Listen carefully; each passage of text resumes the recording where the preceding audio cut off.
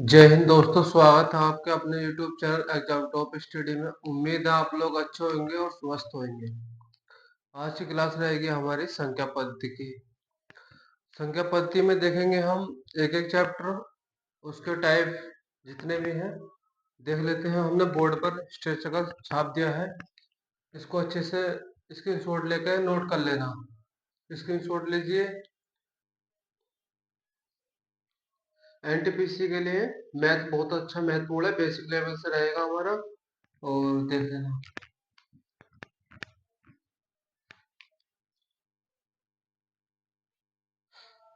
ठीक है, basic level से सभी को बताएंगे, सभी क्वेश्चन बताएंगे और अच्छे से पढ़ना है। ठीक है, और देरी नहीं करते हुए स्टार्टिंग करते हैं आज के। मैंने क्या बोला था शुरू में, स्टार्टिंग में बोला था कि आज की क्लास रहेगी हमारी संख्या पद्धति से। संख्या पद्धति से, ठीक है। संख्या पद्धति में दोस्तों हमारे 5 टाइप होते हैं। कितने? 5 होते हैं। देखते हैं एक एक करके। मैं बोलता जा रहा हूँ, आप कॉपी में नोट कर लेना। ठीक है, पहला टाइप रहेगा हमारा संख्या संख्याओं का वर्गीकरण। क्या रहने वाला है हमारा? संख्याओं का वर्गीकरण। दूसरा टाइप रहेगा हमारा इकाई अंक, यानी कि इकाई अंक ज्ञात करना। नेक्स्ट है टाइप नंबर हमारा 3। टाइप नंबर 3 है हमारा शून्यों की संख्या। शून्यों की संख्या निकाल लेंगे। टाइप नंबर है हमारा, टाइप नंबर हो जाएगा हमारा 4। इसमें 4 में देखेंगे, टाइप नंबर 4 में देखेंगे विभाज्यता के नियम। ठीक है। नेक्स्ट है हमारा, नेक्स्ट देखेंगे टाइप हमारा हो जाएगा 5। इसमें देखेंगे शेषफल परिमेय। शेषफल परिमेय आज का हम क्लियर करेंगे संख्याओं का वर्गीकरण। टॉपिक टाइप 1 आज इस क्लास में कंप्लीट कर लिया जाएगा। ठीक है, टाइप नंबर हमारा क्या था? 1। ठीक है, 1 में क्या था हमारा? संख्याओं संख्याओं का वर्गीकरण। ठीक है, वर्गीकरण। ठीक है, इस संख्या को 1 में 2, यानी कि इसको भी 2 भागों में विभाजित किया गया। ठीक है, कौन कौन से दोस्तों? हमारे एक किया गया था हमारा वास्तविक संख्या। ठीक है, 2 में काल्पनिक संख्या। ठीक है, इनको देख समझाता हूँ। वास्तविक संख्या हमारी होती है, वास्तविक संख्या होती है हमारी जिन संख्याओं को इका लाइन के द्वारा निरूपित किया जा सके। जिन संख्याओं को लाइन के द्वारा निरूपित किया जाता है, यानी कि लाइन के द्वारा, यहाँ समझ लेना। ठीक है, लाइन के द्वारा समझाया गया है। जैसे कि हमारी होती है यहाँ पर 0 से स्टार्ट होती है, हमारी 0 से स्टार्ट होती है। यहाँ पर 0 से स्टार्ट हो गई, यहाँ पर आ गया हमारा +1 +2 +3 +4 +5। ठीक है, ऐसी इधर हो जाएंगे -1 -2 -3 -4 -5। ठीक है, ये हो जाएंगे हमारी वास्तविक संख्या। ठीक है, इनको 2 तरीके से लिखते हैं, यानी कि प्लस के तरीके से और माइनस के तरीके से, 2 टाइप से लिखते हैं वास्तविक संख्याओं को। ठीक है, नेक्स्ट देखेंगे हम काल्पनिक संख्या। काल्पनिक संख्या वो होती है जो वर्गमूल के अंदर ऋणात्मक संख्या होती है, यानी कि ऋणात्मक। जैसे कि √2 देखेंगे। √2 जो हो जाएगा इस टाइप से मिल जाएगा देखने के लिए। √2 तो क्या हो जाएगा हमारा?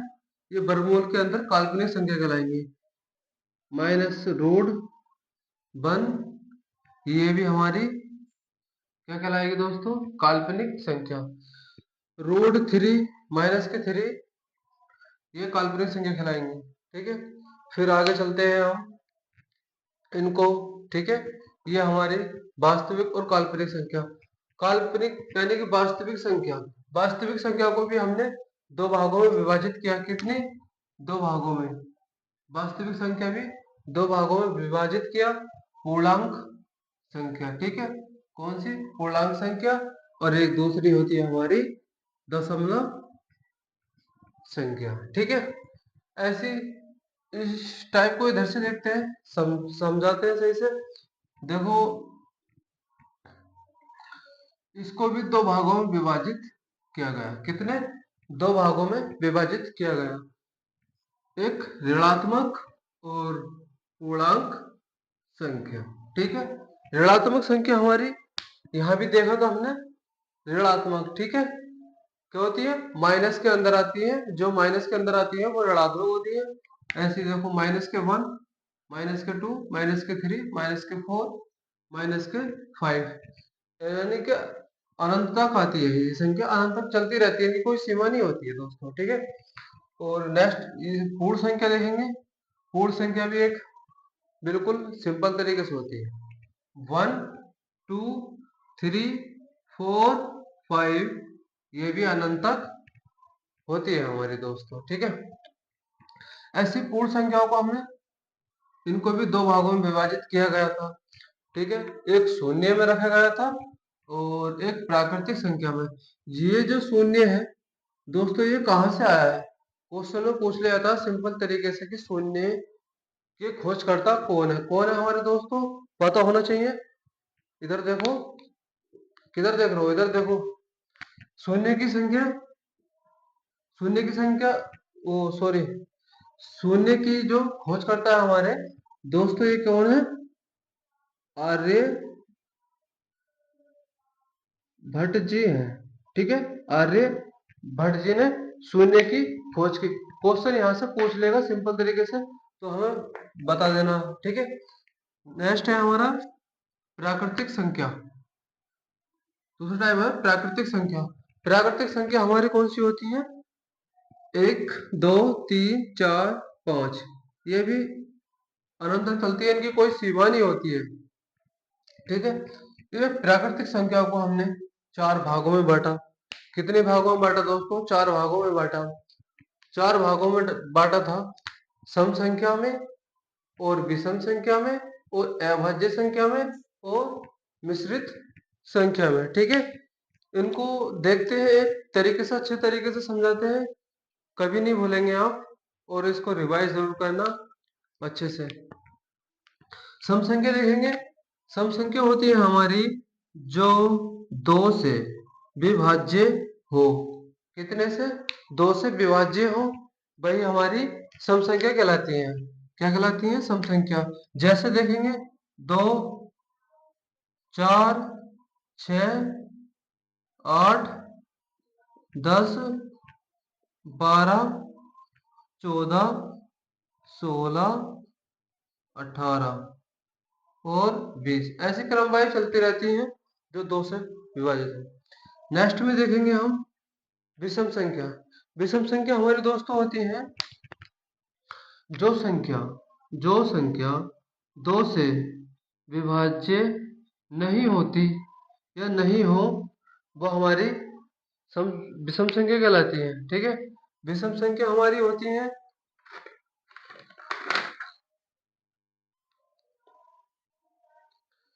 विषम संख्या होती है हमारी दोस्तों, कौन सी होती है, 1 3 5 7, ये हमारी विषम संख्या होती है, ठीक है, याद कर लेना इनको, ठीक है। सहभाज्य संख्या, ठीक है, सहभाज्य को भी है देख लेते हैं, ये इसी का भाग नहीं है, अलग का भाग है, ठीक है। सहभाज्य संख्या हमारी होती है जिस जोड़े में कुछ भी कॉमन ना हो, ठीक है। जैसे दो संख्या दे देगा, उसमें कोई कॉमन नहीं है ब्रैकेट में, 3 या 5, इनके अंदर बताओ दोस्तों, ये इसको बोलते हैं HCF, यानी कि HCF, ये ठीक है। इसका मान एक खुद होता है और स्वयं होता है, ठीक है, इसको इस टाइप से समझ लेना, ठीक है। नेक्स्ट देखेंगे हम अभाज्य संख्या, कौन सी, अभाज्य संख्या। अभाज्य संख्या दोस्तों हम कहते हैं, इसकी परिभाषा हो जाएगी जिन संख्याओं केवल दो गुणाखंड हो, केवल उनके दो गुणाखंड होते हैं दोस्तों, और या तो एक और या खुद स्वयं, ठीक है। इनके दो गुणनखंड होते हैं। जैसे कि देखेंगे हम अभाज्य संख्या कौन कौन सी होती है, एक बार पूछ लेगा, ठीक है। संख्या को समझेंगे। अभाज्य संख्या होती है हमारी 2, 3, 5, 7, 11, 13, 17, 19, 23, 29, 31, 37, 41, 53, 59, 61, 71 और 73 और 79, 83, 89, 97। ठीक है दोस्तों, ये हमारी कौन सी होती है, अभाज्य संख्या होती है, ठीक है। मिश्रित संख्या देखेंगे हम। अब ऐसे पूछ लेगा, सबसे छोटी अभाज्य संख्या हमारे दोस्तों कौन सी होती है। सिंपल क्वेश्चन पूछेगा, ऐसे कि क्वेश्चन में आ जाएगा कि हमारी सबसे छोटी संख्या, अभाज्य संख्या हमारी सबसे छोटी क्या हो, कौन सी होगी हमारी, दो होगी। कौन सी होगी, दो होगी, ठीक है।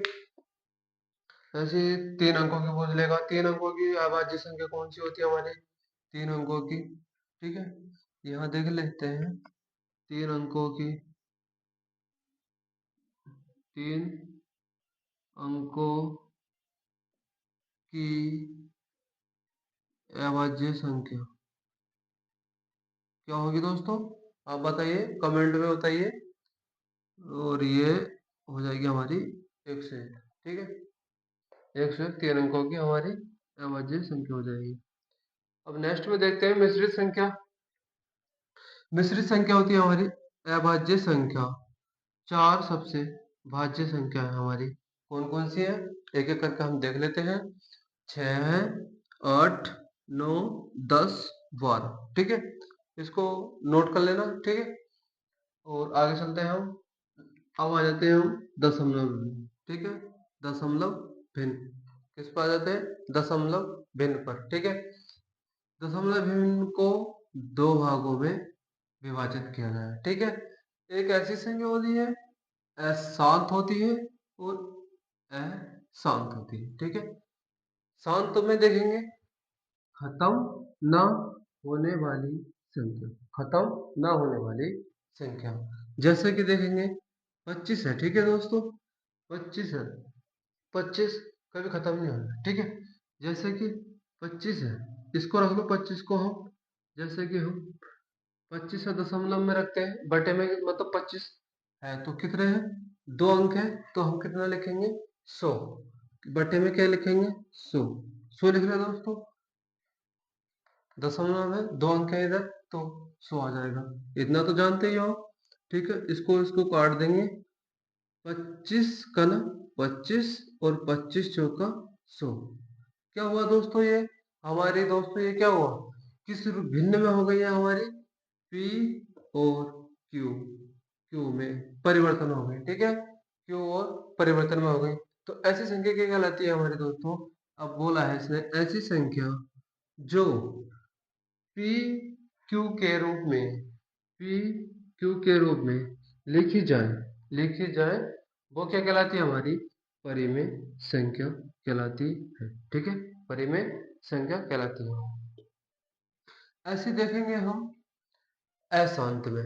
अशांत में होती है दोस्तों, अशांत में होती है ना खत्म होने वाली संख्या, जो खत्म नहीं होती है, बार बार रिपीट होने लगती है, बार बार रिपीट होती रहती है, मतलब उनकी कोई सीमा नहीं होती है ना। ये भी, इनको भी दो भागों में विभाजित किया गया था, ठीक है। अब इनको देखा था दोहराने दोहराने वाली दशमलव संख्या, दोहराने वाली संख्या, मैंने बोला नहीं कोई सीमा नहीं होती है, चलती रहती है, ठीक है। जिन पे बार लगा हुआ था, इतना तो जानते हो, बार ये ऊपर जो लगा हुआ होता है तो बार होता है, ठीक है। बार यानी कि बार बार रिपीट होती रहती है, जैसे कि ये 0, 2, 2, 2, ठीक है। ऐसी यहाँ दशमलव में अब जो बार आती है, इस बार को हम 9 में परिवर्तन कर देते हैं, 9 में परिवर्तन करते हैं। ठीक है, हमेशा याद रखना, दो संख्या आएंगी तो हमारे, जैसे कि अब नीचे 25 है, ठीक है, 25 के ऊपर 2 अंक है, ठीक है, 2 अंक है तो कितनी बार लगेगी हमारी, कितना बनेगा 25, 25, तो मैंने क्या बोला था, यहाँ पे एक अंक है तो यहाँ पर एक 9 आया है, ठीक है, यहाँ पर 2 है तो कितने 9 आएंगे, दोनों आ जाएंगे। ठीक है, ऐसा हो जाता है। ठीक है, नेक्स्ट देखेंगे हम ना दोहराने वाली, देखेंगे ना दोहराने वाली, ना दोहराने वाली दशमलव संख्या। ठीक है, जो कभी दोहराती नहीं है, ठीक है, वो संख्या देखेंगे, जैसे कि √2। दोस्तों कैलकुलेटर में चाहे आप देख लेना, कैलकुलेटर में देखेंगे √2 का मान कितना होता है, तो होता है 1.444213। ठीक है, चाहे आप सही नहीं हो तो आप कैलकुलेटर में देख सकते हैं। नेक्स्ट है √3, √3, 3 का मान होता है हमारा, दोस्तों इसको अच्छे से याद कर लेना, ये एग्जाम में पूछ लिए जाते हैं। ठीक है, एग्जाम में पूछ लिए जाते हैं। ऐसे √3 का मान क्या होता है हमारा दोस्तों, 1.732। ठीक है, √3 का मान होता है हमारा 1.732। ठीक है, नेक्स्ट है ऐसे, जैसे कि हम बोलेंगे इनको अपरिमेय संख्या, अपरिमेय संख्या, जो रूट में आ जाएंगे तो वो हम बोलते हैं, रूट में बोलेंगे अपरिमेय संख्या। ठीक है, जो हमें पी क्यू के रूप में नहीं लिखी जाती है। ठीक है, पी क्यू के रूप में नहीं लिखी जाती है, वो हमारी क्या कहलाती है, अपरिमेय संख्या कहलाती है। ठीक है दोस्तों, जैसे कि आप यहाँ दे देगा ऐसे, ब्रैकेट में दे देता है √2, कोमा दे देगा ऐसे 4 कर देगा। ठीक है, ऐसे जो आती है हमारी अपरिमेय संख्या कहलाती है। ठीक है दोस्तों, वीडियो पसंद आई हो तो लाइक करना और शेयर करना, और चैनल को हमारे सब्सक्राइब करना। थैंक यू दोस्तों, आज की क्लास हमारी, आज का टाइप हमारा कंप्लीट हो चुका है, संख्याओं का वर्गीकरण। नेक्स्ट क्लास में देखेंगे हम शून्य, नहीं सॉरी, इकाई का अंक ज्ञात करना। ठीक है, अगली क्लास में देखेंगे इकाई अंक ज्ञात करना, वो भी अच्छे से समझाएंगे जैसे समझाया, और आप स्क्रीनशॉट लीजिए।